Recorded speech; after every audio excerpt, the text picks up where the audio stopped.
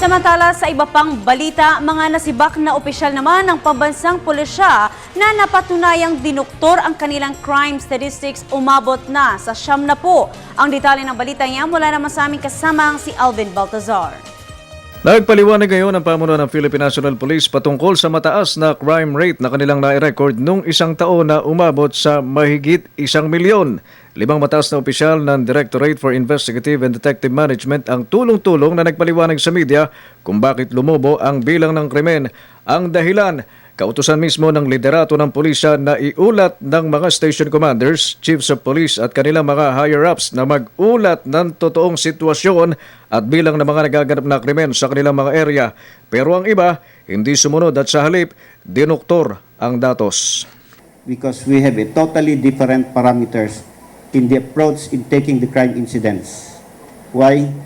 Because we included here the incidents that were happening and reported in the barangay and the other law enforcement agencies, which consist of the NBI, the PDEA, the DSWD, the DNR, the Bureau of Customs, the BID, and all the other agencies that have law enforcement function. Dahil sa mga figura, 90 mga opisyal ng PNP ang sinibak sa pwesto dahil sa pag-uulat ng mali ayon sa DIDM. 81 dito ay mga chief of police, 8 ay provincial directors at 1 ang nasa regional level.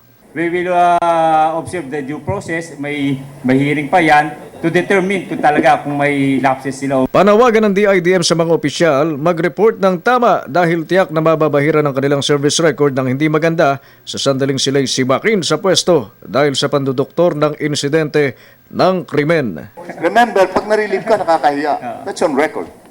Don't tell me ulitin mo pa. Then sisipain ka na namin serbisyo. Para sa Telebisyon ng Bayan, Alvin Baltazar.